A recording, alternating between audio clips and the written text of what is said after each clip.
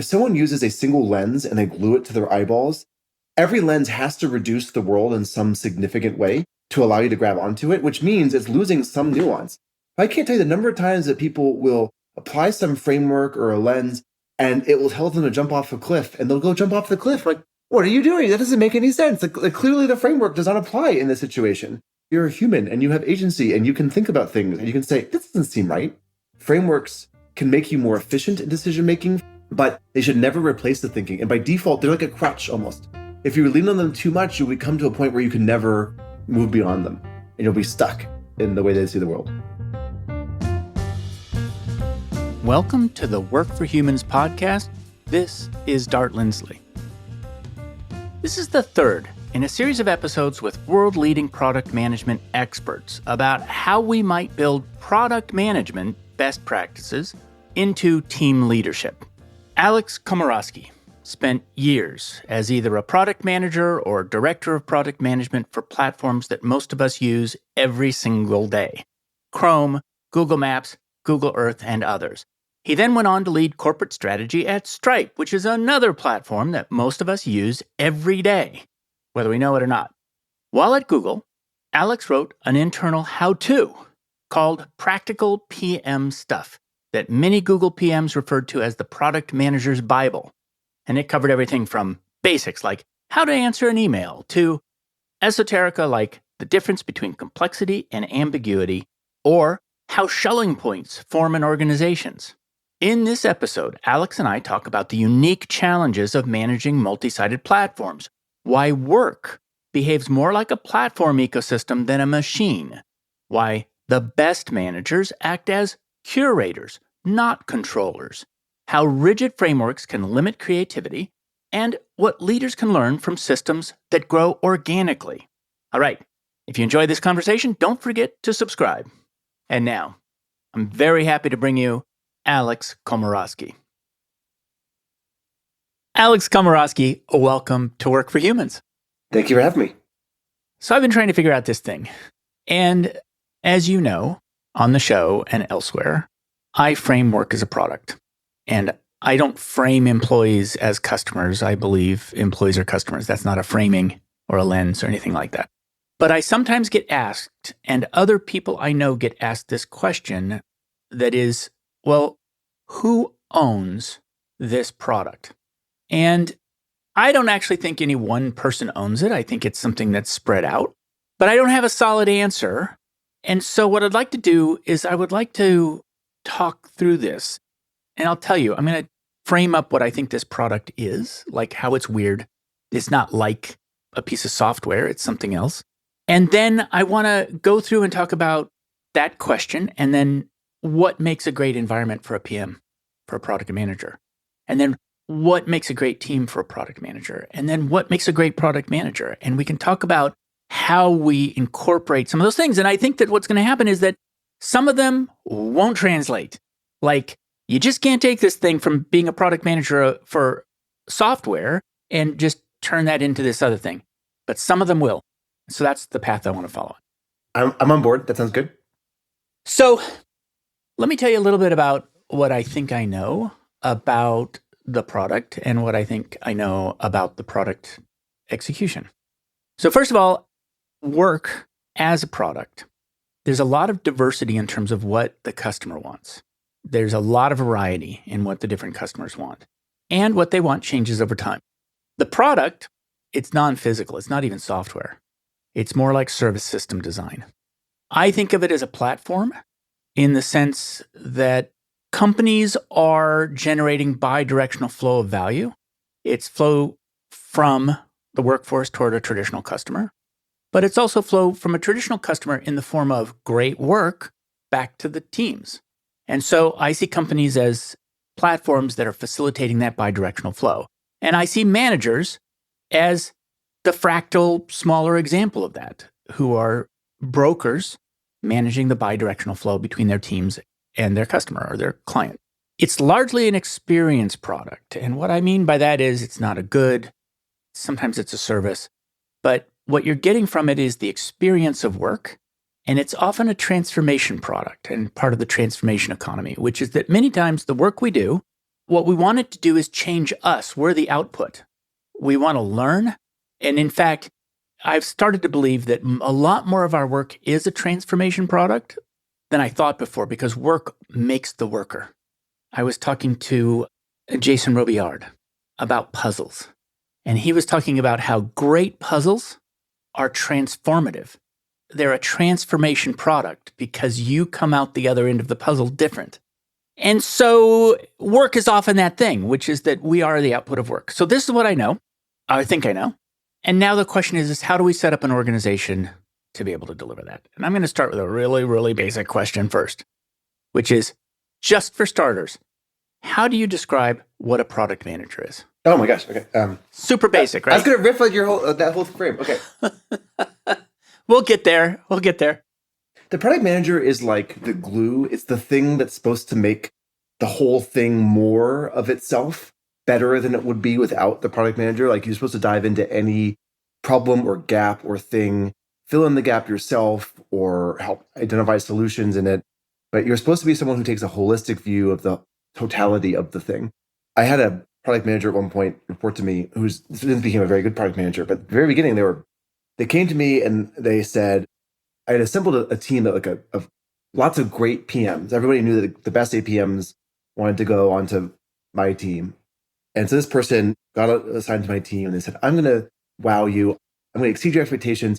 Anytime you give me a deadline, I'll do the thing in 70% of the time. And I said, that's not what I want at all. I want you to holistically own your thing. I want you to be thinking short-term, scrappily about it. I want you to be thinking long-term and indirectly about how the team is working, where the product is going, the broader vision and strategy. I want you to be thinking about the whole thing. And I want to just be able to look over your shoulder and give a few notes every so often. But know that if I'm not paying attention, this thing is becoming a better, potentially great version of itself. And that's a very different thing. It's not I hand you a task, you execute the task, you ask for another one. That is not that at all. It is someone who's seeing the through line of where this thing should be going and could be going and helping it make it do that. And I think, by the way, product management, when I started being a product manager back in 2007, it was a different time and it was more artisanal, it was more craft, it was more vision. Today, product management, I think, is partially a reflection of the maturity of the industry, is much more about program management. It's about turning the crank, executing, making sure that the thing that your manager told you is delivered on an appropriate timeline, and don't think about the indirect implications or anything like that. And that makes me sad. Okay, so I had Marty Kagan on the show, and one of the things Marty said was, that's a feature factory. And his argument was that, no, you shouldn't be just cranking the program and executing against deliverables. You should be always focused on the ultimate outcome, which is getting a job done for your customer. Yeah. The greatness is in that belief that you are doing something that is bigger than just the sum of its parts. And that requires you to see it as bigger than just simply turning a crank to execute the thing. One bit of evidence of agency or importance for somebody is that how different would the outcome be if that person hadn't been there? If it had just been the average person put into that role, the average person from the organization. You want something that has a feeling of an ownership and an authorial intent. It's something that you're creative. It's a creative act. If it's not a creative act, then it doesn't feel to me, it just feels like it's a feature factory. It's like delivering something without thinking, without asking questions, without being curious. Following your curiosity is one of the ways to become the best product manager that you can be.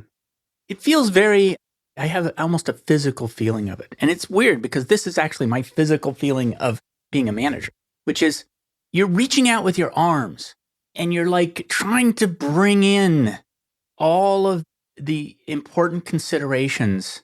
And those can be from stakeholders, but they can also be sort of feeling this is a little woo, but feeling the energy of the organization, where it wants to go.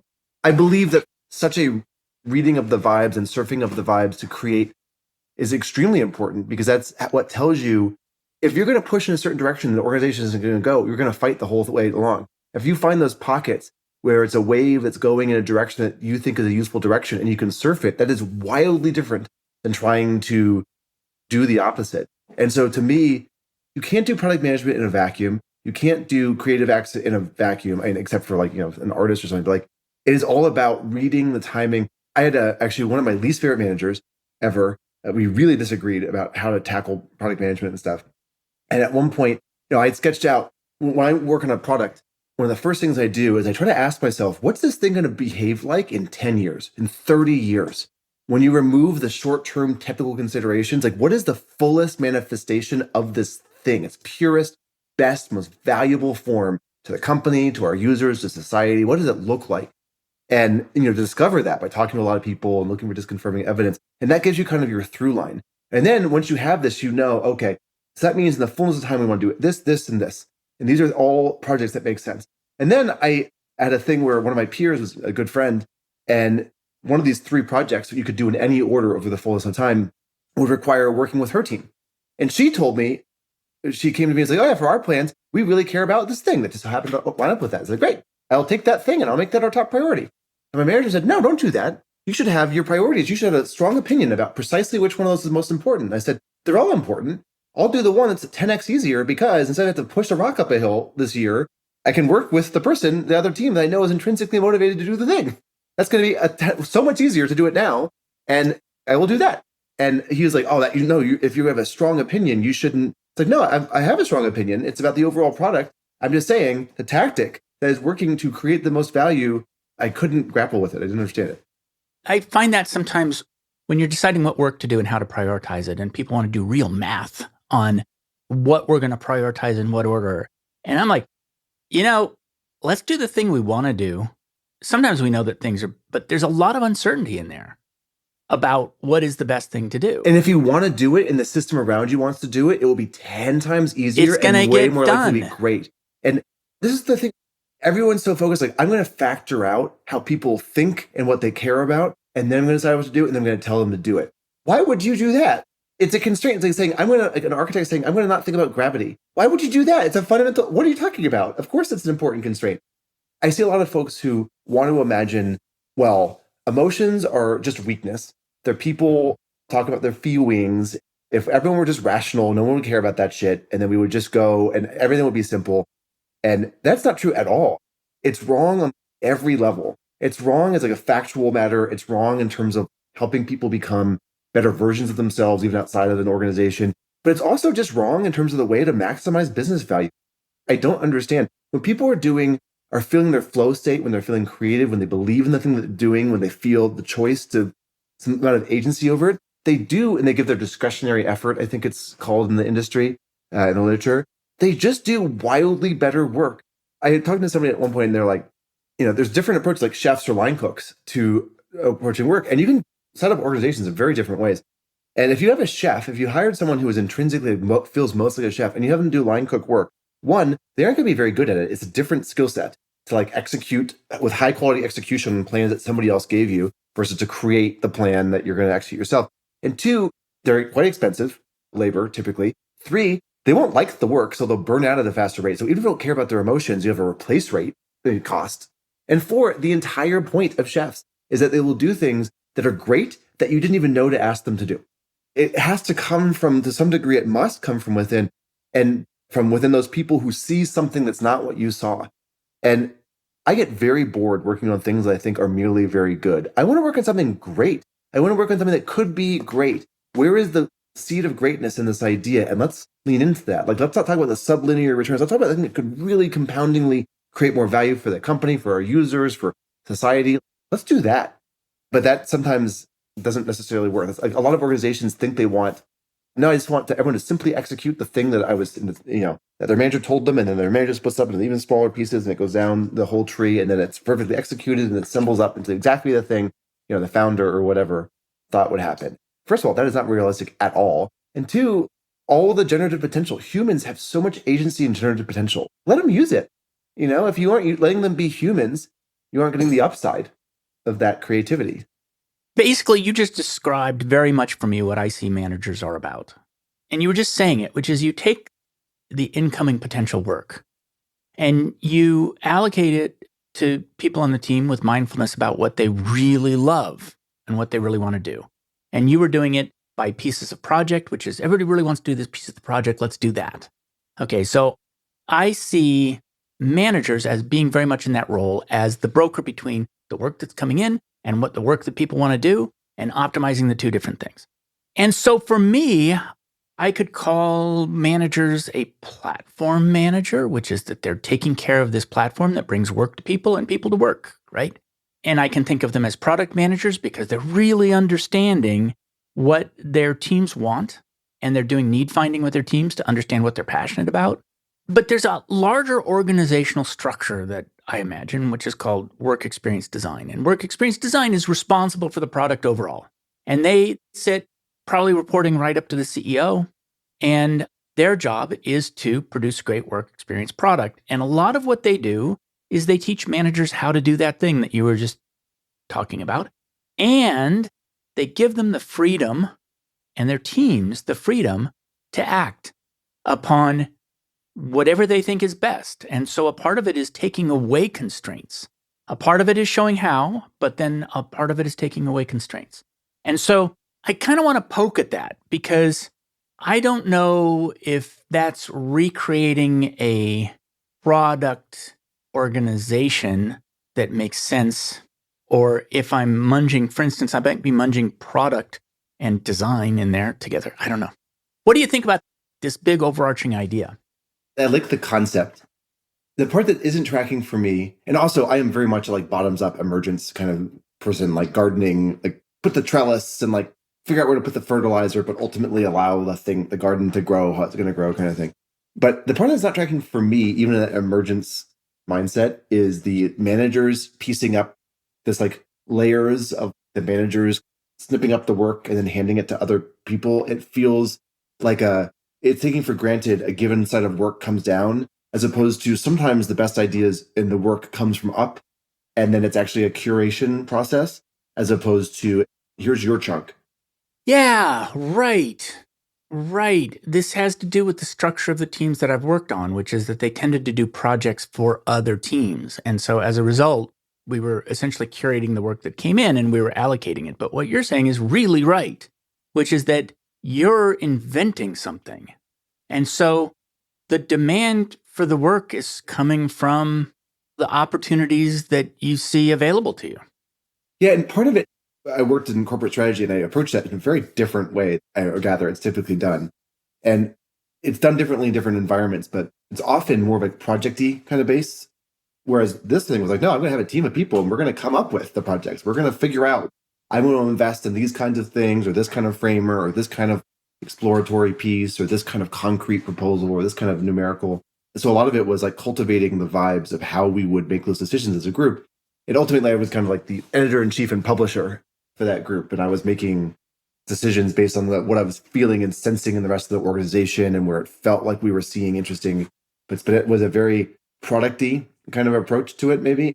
Because product, in a lot of companies, especially in tech companies that are very product-focused, like the product is the center of the thing. And so it is where the value almost fundamentally comes from. It's not necessarily true in environments that are primarily driven by B2B context, might have it more driven explicitly by sales. It might be like there's different ways of sort of orienting it. But that is where the value is created. And so it's all downstream of that to some degree, conceptually. And so there's something by growing up in an organization at Google that was product, it's engineering first, but like product management at Google pretty explicitly had to have a CS degree or equivalent for many years. And product management was like engineering with an asterisk on it. It was like an engineer with a different hat on. I mean, that was lost many years ago. I think most PMs would be like, I was never a good engineer. I could never be a good engineer. But like, I have a CS background and I program on the weekends kind of thing. But this is one of the things that's actually fundamentally different. And this is one of the things where I think it doesn't just translate, which is that when you're building a product, the product is the vessel that holds the value. There's a way in which you're building a building out of brick, not doing an interpretive dance that's going to be gone the second you're done, right? Kind of, but I would argue that platforms and ecosystems are like that. So you can be a product manager for those, and you are indeed creating the conditions for a thing that is not what you built to then create the value. Yeah, but the platform is still a thing. Okay, yeah. As in there's still a concrete thing that you built that is causing, there's a concrete thing that you build, and that concrete thing that you're building is going to catalyze this bidirectional flow of value. And so what that means is that you're adding things to this product, this platform in this case, and if you walk away, they're going to stay. But one of the things about being a manager where maybe the only thing that's flowing there is work. And it's much more ephemeral. It's much less of a thing at the center of it. I don't necessarily think that the decisions are all different, but it is a different situation. Yeah, it is different. You just started to describe what a great environment for a PM might include. And one of those things is you were giving them a lot of autonomy and a lot of authority to make decisions on their own. And you were a bit of a trellis, I guess, which is that you were just making sure that the thing grew in the right direction, but giving a lot of freedom in terms of how to grow. I want you to push to be for greatness. I want you to be the best version of yourself. I want the product to be the best version of itself. I want the team to be the most effective team you've ever been part of. And so it wasn't just kind of yeah, go with the flow. It was no, make the flow, but do it in a way that you're proud of. So trying to push people to support people to dream bigger. One of the other things I found consistently, another one of my superpowers is finding other people's superpowers, observing them for a bit and then saying, you know what, I think you are one of the best I've ever seen at, tell them what I think they're really great at. And every so often people are like, I knew that about myself, but it's really rewarding to hear somebody else see it. Sometimes people are like, I didn't realize that about myself. It's no, yeah, you're really good at the wordplay that doesn't just make people laugh, but also helps them see the thing upside down. And that's unlocked a number of interesting product epiphanies from that. And so you start helping them see their superpower and they want to develop it and hone it and exercise it. And they're proud of it. And they feel not how much they're the same, but they see how they're different. And then when you have a team like that of everybody with these slightly different superpowers, it adds up to something that's just transcendent. It's wild how good it can feel when everybody is at the top of their game in a way that into collaborating and building something together that feels great. It feels really good. I was going to ask about the attributes of teams, of product teams that rock. Although I should note, the product managers, especially the way I used to manage them, they would work on things that were adjacent but not directly related. And the team I'm thinking of most recently, my most recent team, where everyone was working the same work products together in corporate strategy. And that was the place that was flying because we were all working on work products that overlapped, whereas product management typically was a portfolio of things that are thematically related, but pretty separate. And so, the PMs wouldn't work with each other all that much. They would work with their engineering and design and cross-functional teams more. But there's something really special about having a team of people who actually work on a thing together. Oh man, I really like that. I just spent today at Joby, is making flying cars. Oh, cool. And you go in there, I'll admit I was a little envious. Every room you poke your head into, somebody's building part of the same product. They have one product. They don't even have two versions of the product. It's one product, flying car. So you look over there and these people are working on the interior of the flying thing. There's a lot of audio work that they're doing. And it's really interesting, super, super interesting. And it looked so much fun. It looked like so much fun. I imagine, and where my head goes to is oh my God, whoever set the shape of the exterior, that puts all kinds of constraints on the shape of the seats don't fit. We can't get two people of this size to fit next to the thing. We got to change the exterior. How does that coordination process go? Because that has all kinds of downstream effects. And it sounds both fun and also, and that could be I suspect that each team is given a set of parameters. In fact, that's what I think a systems engineer would do is say, look, the interior of the cockpit's going to be this. Build whatever you want in there. But it's bigger than a bread box. It looks like this. Got to fit in there. So you started to say that a really good product team, it has diverse cognition. You said it is superpowers. I don't think that's better than what I had written down here, which is diverse ways of thinking. But it's bringing forward everybody's superpower. But would you also say that these organizations were very flat? And I'll tell you how I think about product managers in general. I often think of product managers as sort of quarterbacks, and that gives them a little bit of a sense of the big man on campus. And it might be hard to shake authority when you have as much status as I think product managers do in a company that's very product manager led. And so flat teams, they tend to be flatter than all else equal than other teams. They can get away with fewer layers of management in them. And they can spread out wider, I think. Marty Kagan said that the proto team, the atomic product management team, is a product manager, a designer, and 2 to 8 engineers. That's typical. In different contexts, it's different. At Microsoft, the proto team would be that, but instead of design, you'd have software engineer and test maybe. And at Facebook, if I understand correctly, instead of design, you would have a data scientist in that triumvirate. But there's often a triumvirate of things, with the product manager being the like lead ref. I'm not a sports guy, but like, as in the person who doesn't have any extra formal authority per se, and yet in practice is the person who everybody should view what they're saying and say, yeah, if they said that, that sounds like the right default to me. Everyone should find it reasonable. You know what it sounds a lot like to me, which is really interesting. I had Stacey Barton on the show, and she is a Disney immersive experience designer. And what happens is that if you want to throw $1 million birthday party for your grandchild, one-day event, Disney will build. There's such a thing exactly. Wow, that's a change. It's pretty significantly in my life for that to be it. Okay, sure, that exists in the world. I hadn't thought about that, but sure, fine. That exists in the world. And you want like a steampunk Alice in Wonderland party. She and her team design that for you. It's a theater thing where there's a set designer and there's a costume designer and there's somebody doing casting and there's somebody, even animatronics, like when will the little mouse pop out of the sugar bowl, and they're building this whole thing out. She is story. So the whole night, the whole party's going to have a story, and the story is the thing that structures the whole event. And it's a little bit like that, right? It feels a little bit like an organizing principle. It's the backbone of everything. Yeah. A backbone, a skeleton. Yeah, exactly. The movies in general, like I watch a lot of like behind the scenes of like Pixar, the Disney process and stuff. And like, yeah, it's all very tied to the story is the backbone. Everything else hangs off of it. If it's not solid, it doesn't work. And Pixar really worked quite hard at like banging those into a really good shape, and everything else hangs off it really nicely. One of my favorite techniques, by the way, as a product manager is, I gotta come up with a better name for it, but what you do is you take the product as it exists. Somebody else built it before you got there, probably. And now it's a mess. It's just got a bunch of random stuff. Some of it's really great. Some of it's like messy. Most of it's busted. As you get closer, you realize like, ooh. And what I do is I try to look at all of it and I try to retcon it. I try to come up with a plausible narrative that someone, if you told them, here is how we built this thing and why, they would look at it and go, okay, that tracks. Here's why it was intentional.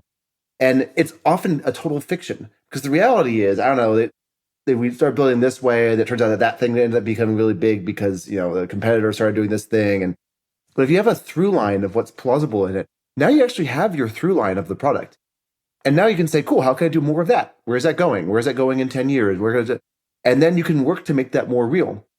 And so you kind of bounce back and forth between retconning what you've got and trying to then to figure out the through line of the story of this thing, the arc of this thing, and then you fill in the arc. Say, okay, if that's the case, then this whole thing over here is actually vestigial. And do we want that in 10 years? No. Okay, let's start winding it down or separating it. Or, oh, it turns out this thing, we've only spent a little bit of time here, but actually when you realize that the core of the business and the product is this ecosystem, which is currently a little afterthought. It's burning hot on the side here as a little side project. That's the core of the thing. We should invest in that. So I like that way of finding its story. And do you tell that story? Yeah. To your organization? Mm-hmm. Yeah. Yeah. I think it was Casey Klein who said that he likes to look at products and ask what they want. Oh, that might be Gordon. Oh, maybe it was Gordon. So what Robinson says is, what does this product want? I have to think about that. I don't know. I like it. It's animist. On Work for Humans, we've been exploring the principles of multi-sided management, which is the belief that work is a product that every company designs, builds, and delivers to employees.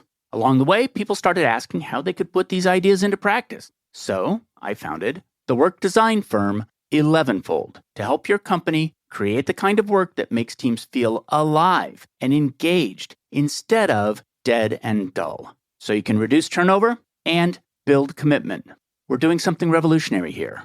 Learn more at 11fold.com. That's 11fold.com. The reason it's not just a metaphor is because the product was built by people intentionally doing something.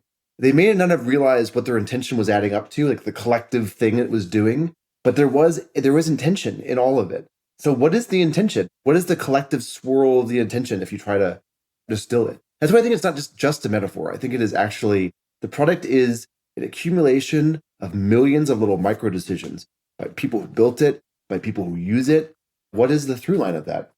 Okay. The flow of value of a platform is mediated by the platform. And so the platform catalyzes it. The flow of value that I'm talking about work, it's all verb, no noun. Yeah, because part of my frame, actually, in your frame, I think people who are like good business people would say, what are you talking about, Dart? Like, that's backwards. It's a means to an end. The end is I produce the thing that produces the profit that then is the point of the entire thing. That's the reason the whole thing exists. And there has to be attached to something that is itself a business that is doing, like, it can't just be an accumulation of people who are doing it for funsies or something. The animating thing at the core of a business is a machine that you put $1 in and more than $1 pops out, which is this alchemy. Because most of the time you put $1 in, you get 90 cents out or whatever. That's very easy to make a machine that does that. But it's very hard to make one that literally creates value in that way. And like, that's the animating heart of what a business is. And then to do that, you have to think about work. I think of it as like seeing work as the product is the way that you get great output out of people, as opposed to just merely mercenaries who are like, I don't know, I'll do whatever stupid thing you just said. Well, yeah, it's true. I mean, I absolutely believe that. But in order to get that, you have to forget that it's about the output. You have to at least suspend disbelief and just say, what do you really want? What is your superpower? And what is your crack? What's the thing that just you love? My crack is crack. My crack is crack. Exactly. So you wrote something called Practical PM Stuff. Yeah. Which is sometimes called the Bible, the PM Bible at Google. And lots of it is really crazy practical that is not relevant to us. Like the joke is practical PM stuff. It starts off very practical and it gets really mind-bendingly weird towards as it goes on. But at the beginning is like very basic. Like, here's how you make sure you respond to your emails on time. Kind of stuff. I know, exactly. Well, of course, I cherry-picked all the weird stuff at the end because I want to ask questions about it and apply it to this space. And it does. It starts off super practical, which is like how to answer your email on time, which I haven't even opened up to look and read that because it's going to make me feel bad. But some of the things are meet everybody to start and remember that email is a terrible media for subtle or difficult messages. And a part of what it is just, look, this is about humans. Humans work better together whole, not in little threads. That's the most practical one I extracted. Frameworks are a tool to guide thinking, not to replace it. Why did you need to write that? I've found so many times, if someone uses a single lens and they glue it to their eyeballs, every lens has to reduce the world in some significant way to allow you to grab onto it, which means it's losing some nuance. Hopefully, it's trading off for clarity that allows you to take some action. But I can't tell you the number of times that people will apply some framework or a lens and it will tell them to jump off a cliff, and they'll go jump off the cliff. Like, what are you doing? That doesn't make any sense. Like clearly the framework does not apply in this situation. Or it's like telling you to jump off a cliff, like that's something, you should override that. Something is wrong about this. And I can't tell you the number of times that I've seen people just stop thinking and let the process think for them. And part of the point is that you're a human and you have agency and you can think about things and you can say, this doesn't seem right. And so I just wanted people to have this notion that frameworks can make you more efficient in decision making for areas that are, where there's a little less subtlety or less variance, but they should never replace the thinking. And by default, they're like a crutch almost. If you lean on them too much, you would come to a point where you can never move beyond them, and you'll be stuck in the way they see the world. That's interesting. It makes me wonder if, when you said earlier that I remember what product management used to be like before it was all figured out and turned into sort of a canned thing. It sounds like, to some extent, the problem that you were reflecting on there is that it's turned into a bunch of frameworks as opposed to the kind of thinking that led to those frameworks. Yes, that's right. It's a different level of thinking. The framework is like reification, like a crystallization of a live thing as opposed to the living thing itself. You can use them, they can make you more effective, but you could be really dangerous if you just execute on a framework. Even a framework you wrote, by the way, even a framework that you came up with, it's a dead thing. It's not living. As in, any of these pieces of advice are things you should hold lightly. And you should use them where they work. But if it's a hard and fast rule of a thing to definitely never do or definitely always do this, like, it's almost certainly wrong. So there was a time when Cisco Systems acquired Meraki. And I went to go talk to their learning and development organization. And what Meraki did was they said, don't give us answers. That's not what we want from L&D. They said, what we want is first principles. We want first principles and we want questions. And we will derive the rest. And it will be more living if we do. And so the L&D department from Cisco was like, what? And they said, it's easy. Bring in the original thinker. If you have something that you think is important, don't tell us the thing you think is important. Go find the person. Bring in the original. And I really found that appealing. It's more work, but it's alive. You say think of platforms as ecosystems, not products. Here's the thing. There's a platform.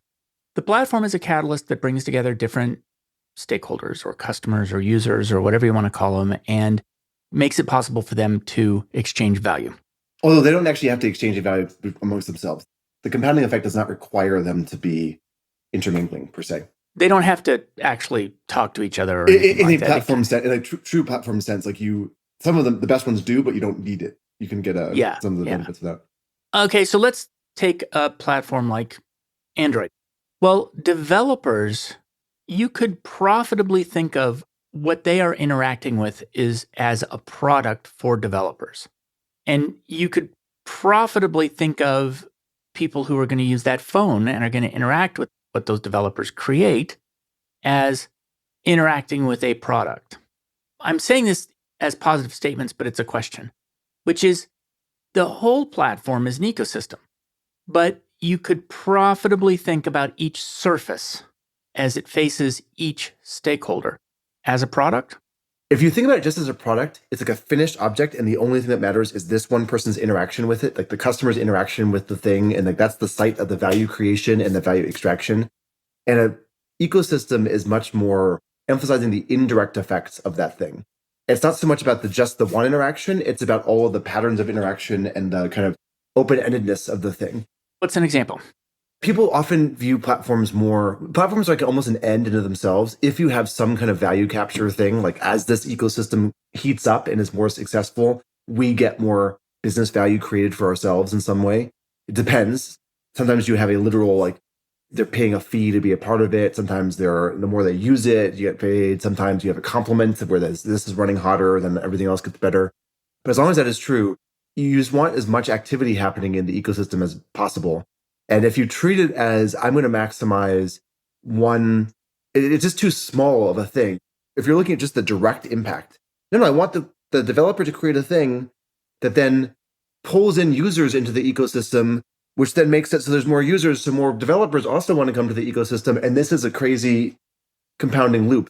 One way of looking at this, maybe, you've heard me say about single ply and multiply thinking. To do platforms properly requires multiply thinking, not just thinking about the direct impact of a given product or a feature, but the indirect impact of that thing. And how do you maximize that indirect impact of it? It makes total sense. I use the word work as a product in part because it sounds concrete and it sounds like it's a physical thing, and that sounds practical. Saying work as an ecosystem is like, oh yeah, but that's product is an ecosystem. Like I'm just trying to emphasize a different thing about it. I think I like the work as a product because it does make it feel no one thinks that. Like the first few times you said that, I was like, huh? Which is, I think, actually one of the indications that's a good frame because it makes you go, huh? But like work as an ecosystem, that's not a clarifying. That's not a clarifying statement compared to work as a product. You can view any product as an ecosystem if you really want. The ecosystem is just a lens that you use of understanding a thing. So you can look at a normal consumer product and say, even one without any internal network effects, and say, when people use the product and they like it so much, they tell their friends, that's an ecosystem. If you can view it that way, and then if you take that view, you might say, ooh, I'm going to really work on the product to make sure it has really viral moments, these kind of like wow moments that you just got to tell people about. Like that would be taking an ecosystem kind of approach to a very traditional product. You could do that, and that's fine. And that would probably, that could be good. But like there's certain cases where it is more or less effective or more clarifying to have that frame. And, work as an ecosystem, it doesn't. Well, I mean, one of the things I think platforms make more sense as an ecosystem is because they grow when you're not working on them. This is the thing that people don't, the platform stays the same. The platform is the thing that you build, and the ecosystem is the indirect effects on top of it. It's why people, when I go crazy, I think I'm so focused on ecosystems and other approaches, I find businesses that are sublinear or linear, business with linear returns is actually sublinear because you typically get coordination costs. As you grow or scale, you'll get sublinear returns on the underlying thing. Sublinear businesses are boring. Like they create value, but they don't change the world. Things with this compounding loop can change the world because they have something that goes hotter and faster and larger and bigger impact as you get going. And ecosystems are that because they are net impact of the ecosystem when it's really going is like your own effort as a creator of that platform is like 1/1000th of the actual energy going into creating value in that thing. And so they are self-accelerating.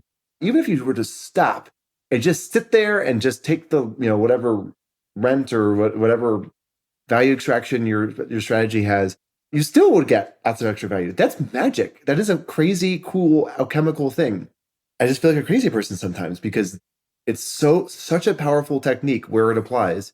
It's not like more of a normal thing. It's a different thing. When other people are creating value that you are benefiting off of in a business sense, that's different than it only being a thing that one of your employees had to do to create that value.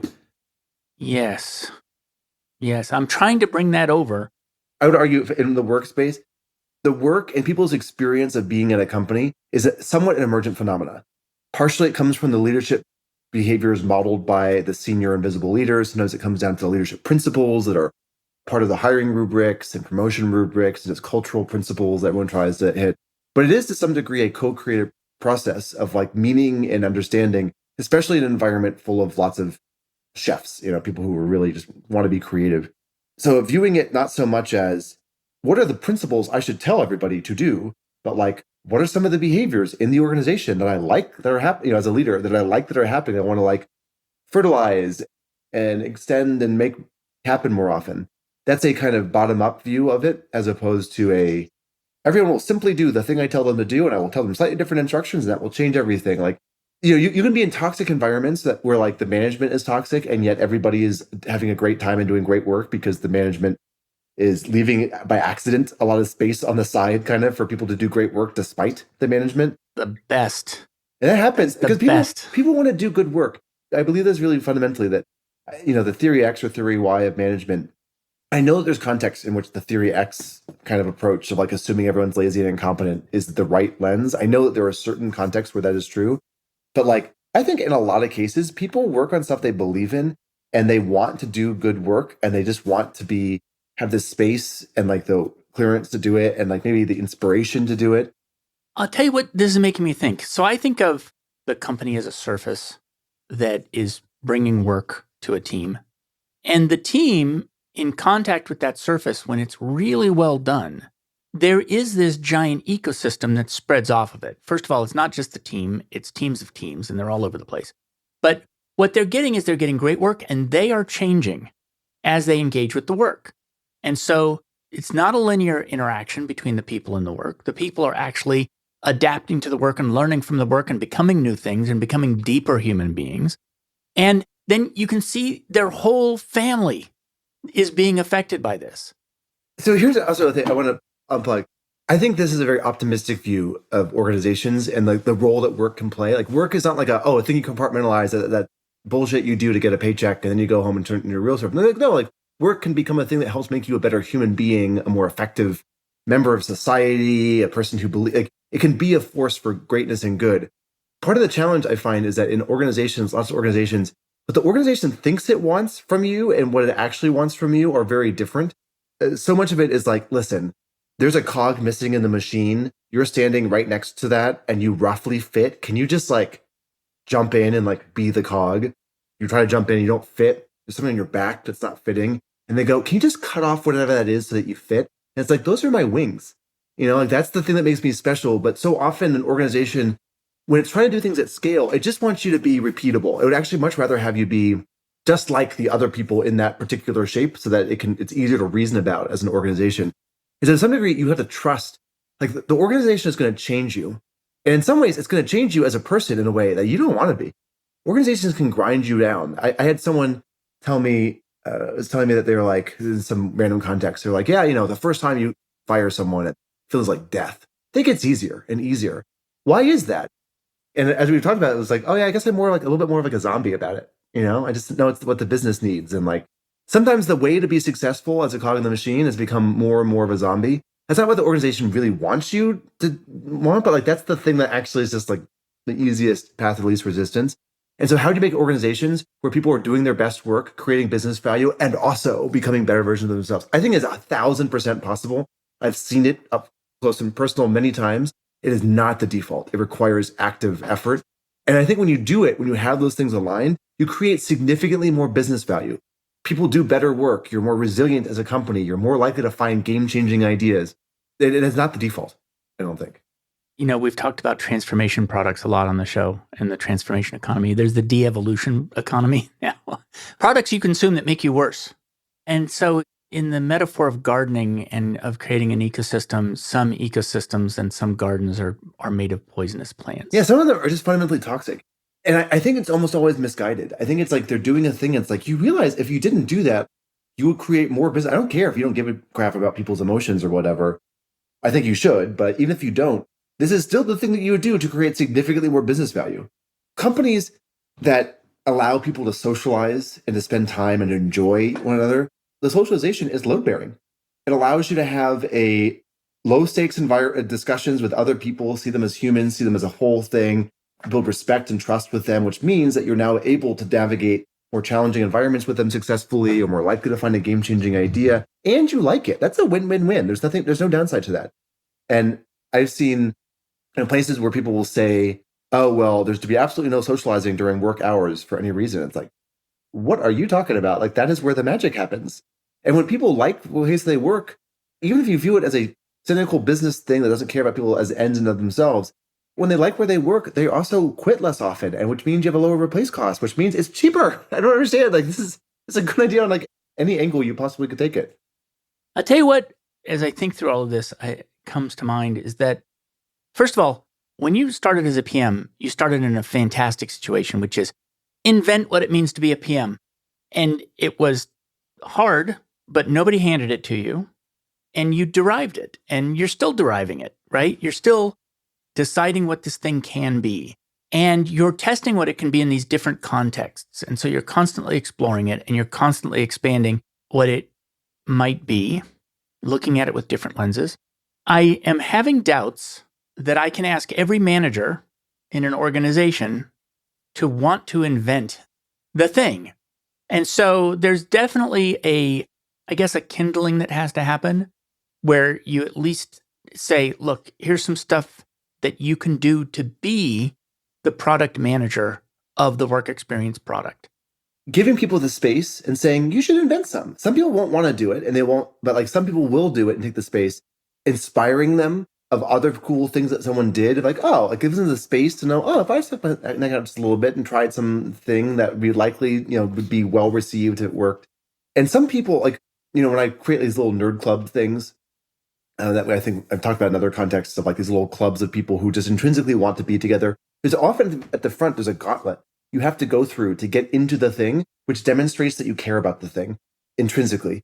The simplest gauntlet is just giving it a name that makes it sound like it's a club for nerds. And people go, that sounds like a club for nerds. And you say, yeah, do you want in? Because if they say yes, then like they intrinsically, like the boundary gradient, like people by default would be pushed out. And so sometimes you can create these environments where people self-sort by how active they want to be about this. There's certain people on teams often who can't help themselves. They just want to help, the person who goes around and organizes and figures out whose birthday it is, and also how people like to be recognized for their birthday. Some people want a quiet little card. Some people want a big thing in the team celebration. Some people just want a little cake. That person's got the energy. Give them a little bit of space. They're doing the work already to create an environment around themselves that feels more productive. And so I find sometimes you don't have to tell everyone to do it, but you can create an environment in which people will sort of self-sort into the level of agency they want to spend on it. I like that idea. There's an organization that my company is going into, and we're going to be kindling them to run multi-sided management. And so we were thinking, well, we need to pick some teams that we're going to pilot with and treat them whole.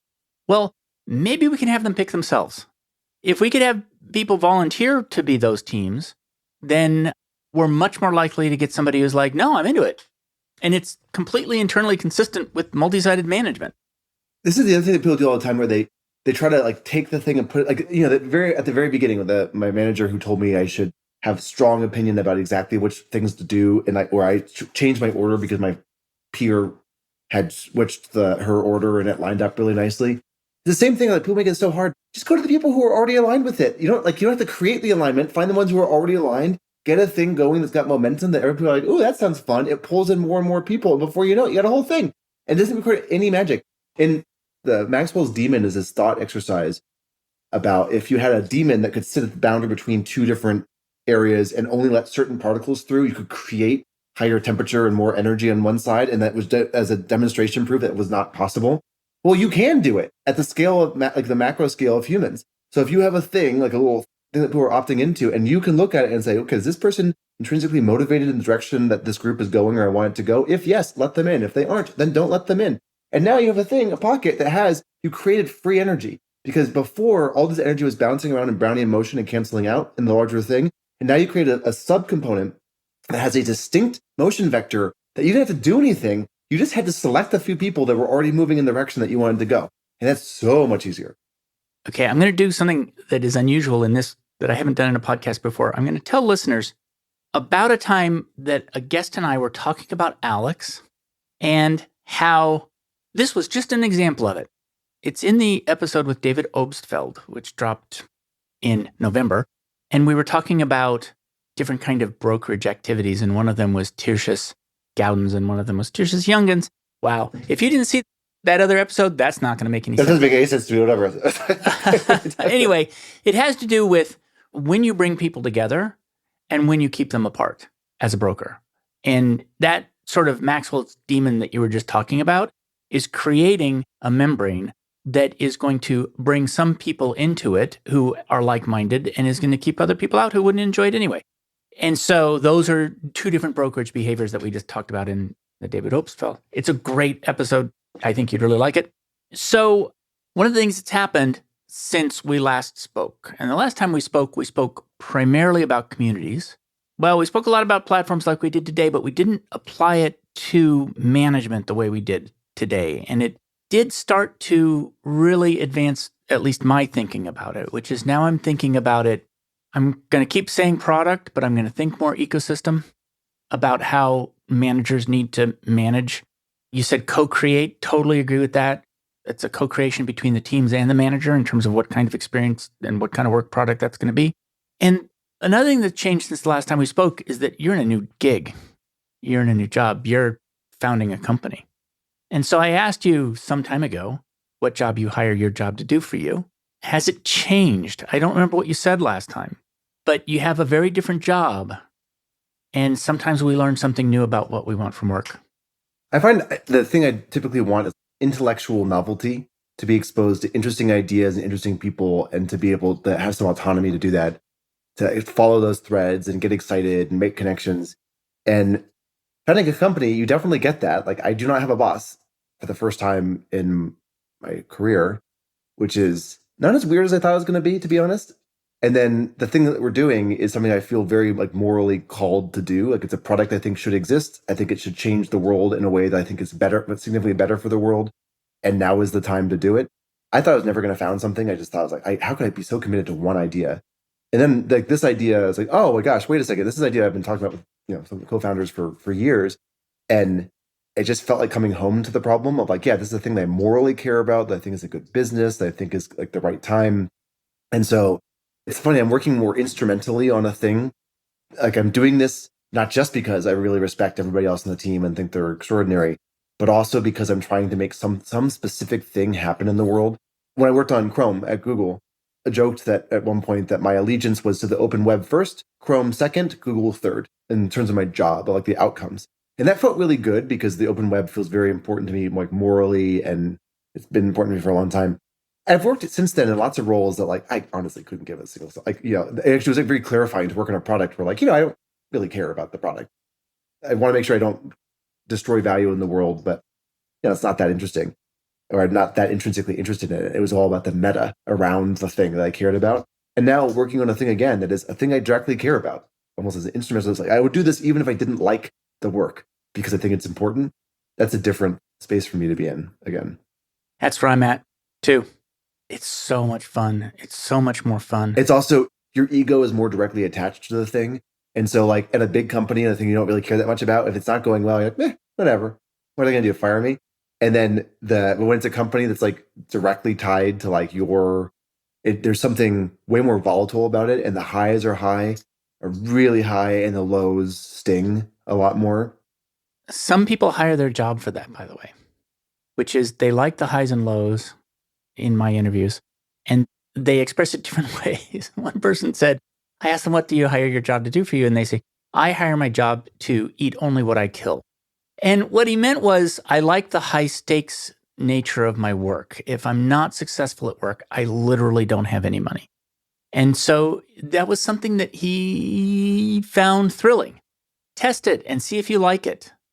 So far, parts of it I love and parts of it I'm like, ooh. The intellectual novelty feels easier to do if I'm not worried about, oh my God, am I going to be able to pay the mortgage in, a year from now if, like, this thing doesn't work? And separating those two helps me do my most creative work. And I guess there is that question, does it cost you something different? And it does, which is you have to worry about your mortgage in a way that you didn't have to before. You should have worried about your mortgage even then. Just because you're working for a company doesn't mean you have to worry about your mortgage. Yeah. All right, this has been really illuminating and really fun. Agreed. Thanks for coming on the show. Thanks for having me. Thanks for joining me for another episode of Work for Humans. If you enjoyed this episode, please give us a 5-star rating wherever you listen to podcasts. And share the show with one person you think would get value from it. Believe it or not, this really helps us grow the show and reach more people who want to build the kind of work that people really want. As always, thank you to my producer, Jason Ames at Ninth Path Audio, for his insights into content and his high standard for quality. Final note, the opinions shared here are my own and not the views of Google or Cisco Systems. Thanks again for listening. See you next time.